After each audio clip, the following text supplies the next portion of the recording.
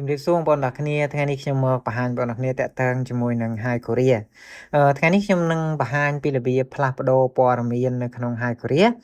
នៅពេលដែលបងប្អូនទាំងគ្នាផ្លេចចង់និយាយថាផ្លេចលេខសម្ងាត់ហើយបន្តមកទៀតយើងចូលទៅស្វែងរកលេខសម្ងាត់ត្រឡប់មកវិញនៅយើងត្រូវបំពេញបែបបទផ្ញើទៅខាងអន្តោប្រវេសន៍នៅពេលដែលយើងឧទាហរណ៍ថាអ្នកដែលមកអាណត្តិទី2ភាគច្រើនគឺគាត់មាន ID Hi Korea ដោយអត់ដឹងខ្លួនដោយសារកាលពីមុនខាងក្រុមហ៊ុនគាត់បង្កើត ID ឲ្យអញ្ចឹងទៅឬក៏មួយទៀតគាត់បង្កើត ID ខ្លួនឯងក៏ប៉ុន្តែគាត់ភ្លេចលេខសម្ងាត់អញ្ចឹងដែរគាត់អត់ដឹងថា Gmail ប្រមាណអីប្រមាណអញ្ចឹងក៏គាត់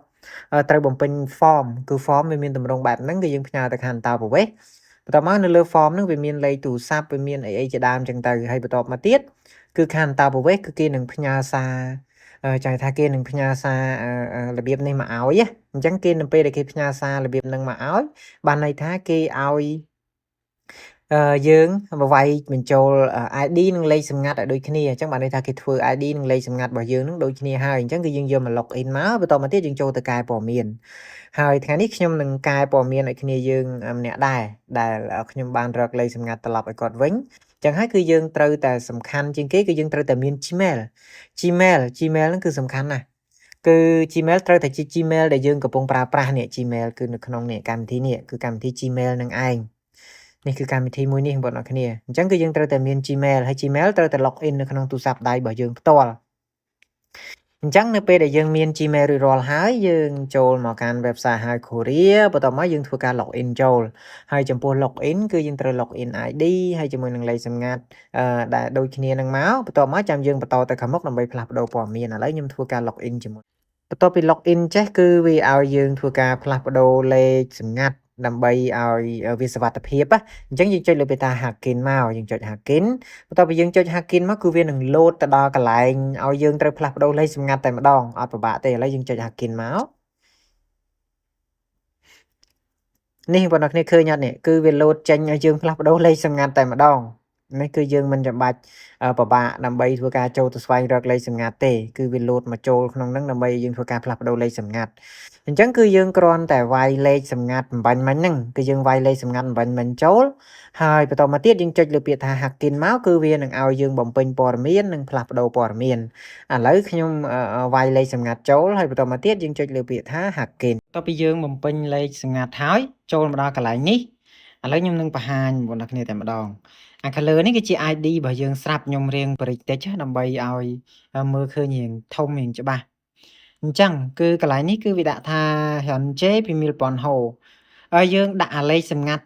ដើមរបស់យើងមិញហ្នឹងអាលេខសម្ងាត់ដែលយើងដាក់ដូច ID ហ្នឹងគឺយើងដាក់អានឹងឡើងវិញហើយបន្តមកទៀតកន្លែងនេះគឺវាដាក់ថា Se 2000 Ho អញ្ចឹងបានន័យថាគឺជាលេខសម្ងាត់ថ្មីអញ្ចឹងលេខសម្ងាត់ថ្មីគឺយើងដាក់មកយើងដាក់អីដាក់ទៅស្រេចតែចិត្តយើងដាក់ឧទាហរណ៍ថាអក្សរធំមួយហើយបន្តមកអក្សរតូច3 4ទៀតមកហើយជាមួយនឹងលេខ3 4ទៀតមកហើយជាមួយនឹងនិមិត្តសញ្ញាចាខ្ញុំដាក់ឧទាហរណ៍ឲ្យមើលឧទាហរណ៍តែអញ្ចឹងទៅណាបន្ទាប់ពីយើងដាក់អាលើនឹងរួចក៏យើងដាក់ខាងក្រោមនឹងដូចគ្នាដែរអាខាងលើនេះយើងដាក់មិនអាខាងក្រោមនឹងគឺយើងដាក់ដូចគ្នាបន្ទាប់មកទៀតខាងនេះគឺជាព័ត៌មានរបស់យើងអានេះគឺជាឈ្មោះហើយនេះគឺជាលេខ ID card របស់យើងហើយចំពោះកន្លែងនេះគឺវាដាក់ថា email អញ្ចឹងអានេះគឺជា email ចាស់កាលពីមុនណោះកាលពីចាស់ពីដើមចង់ថាពេលដែលបង្កើតaccount នឹងដំបូងគឺគេដាក់ Gmail ហ្នឹងអញ្ចឹងគឺយើងបដូរមកអានេះគឺយើង Gmail យើងមានប៉ុន្មានគឺយើងដាក់ប៉ុណ្ណឹងមកតែកុំបាច់ដាក់ដល់ add ឧទាហរណ៍ថាសាទិថា 4455 អញ្ចឹង @gmail.com គឺយើងដាក់ត្រឹមតែសាទិថា 4455 បានហើយអាកន្លែង add ហ្នឹងគឺវាមានអូតូនៅកន្លែងនេះបងប្អូនគ្នាឃើញសញ្ញា add នៅកន្លែងហ្នឹងអត់អញ្ចឹងសញ្ញា add វាមាននៅកន្លែងហ្នឹងហើយបន្តមកទៀតដើម្បីអាចជ្រើស Gmail បានយើងចុចនេះអាកន្លែងសញ្ញារូបព្រួញហ្នឹងមកបន្ទាប់ពីចុចមកយើងអុសមកខាងក្រោមយើងរើពាក្យថា Gmail .gmail.com អញ្ចឹងមកកន្លែង Gmail ហ្នឹងគឺវានឹង load ចេញមកនៅកន្លែងនេះអញ្ចឹងអាហ្នឹងគឺយើងបដូរដាក់ Gmail ដែលយើងកំពុងប្រើ Gmail ហ្នឹងសំខាន់ជាងគេអញ្ចឹងគឺយើងត្រូវតែជ្រើសយក Gmail ដែលយើងកំពុងប្រើអញ្ចឹងគឺយើងវាយបញ្ចូលមកបន្តមកទៀតកន្លែងនេះគឺវាដាក់ថា Chona Ponho ហើយបន្តមកទៀតអានេះគឺវាដាក់ថា Idong Chona Ponho អញ្ចឹងគឺយើងកន្លែងនេះគឺយើងវាយបញ្ចូល010ហើយបន្តមកទៀតកន្លែងនេះមានលេខប្រមាណអីគឺយើងដាក់បញ្ចូលឲ្យអស់មកហើយលេខទូរស័ព្ទនេះគឺជាលេខទូរស័ព្ទចាស់បើសិនជាលេខហ្នឹងយើងកំពុងប្រើស្រាប់ យើងមិនចាំបាច់ធ្វើការផ្លាស់ប្ដូរទេគឺយើងដាក់អាខាងលើនេះក៏ដូចអានេះដែរតែគ្រាន់តែខាងនេះយើងចុចលើពាក្យថា Syntax ហើយបន្តមកទៀតយើងជ្រើសយកក្បាលវា010យើងជ្រើសយកក្បាល010មកបានហើយបន្ទាប់ពីយើងបំពេញព័ត៌មានទាំងអស់នឹងត្រឹមត្រូវអស់ហើយយើងបំពេញរួចរាល់យើងចុចលើពាក្យថា Vinayongoro Suchang Hamnida យើងចុចកន្លែងនេះមកយើងចុចកន្លែងនេះមកគឺវានឹងដាក់ថាយើងបានផ្លាស់ប្ដូរហើយនៅពេលដែលយើងចុចSorry ហើយអញ្ចឹងកន្លែងនេះគឺជាព័ត៌មានរបស់យើងនឹងហើយបងប្អូនគឺកន្លែងនេះគឺជាព័ត៌មានរបស់យើងអានេះគឺជា ID របស់យើងតែនេះខ្ញុំបាំងណាហើយនេះគឺជាឈ្មោះរបស់យើង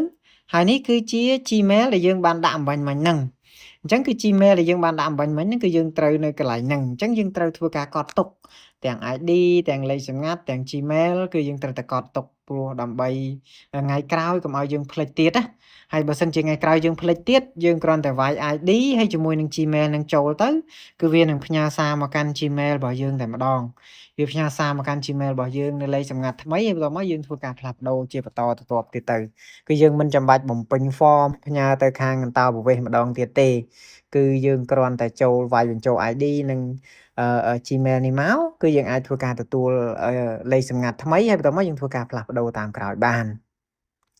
ចំពោះវីដេអូបង្ហាញពីរបៀបផ្លាស់ប្ដូរ Gmail នៅក្នុងផ្លាស់ប្ដូរលេខទូរស័ព្ទផ្លាស់ប្ដូរ Gmail ផ្លាស់ប្ដូរលេខសម្ងាត់នៅក្នុង Hi Korea គឺមានតែប៉ុណ្្នឹងទេហើយបើសិនជាប្រិមិត្តទាំងអស់គ្នាមានចងល់អីបន្ថែមអីអាចឆាតមកសួរនាំឬក៏ comment នៅខាងក្រោមវីដេអូរបស់ខ្ញុំបាន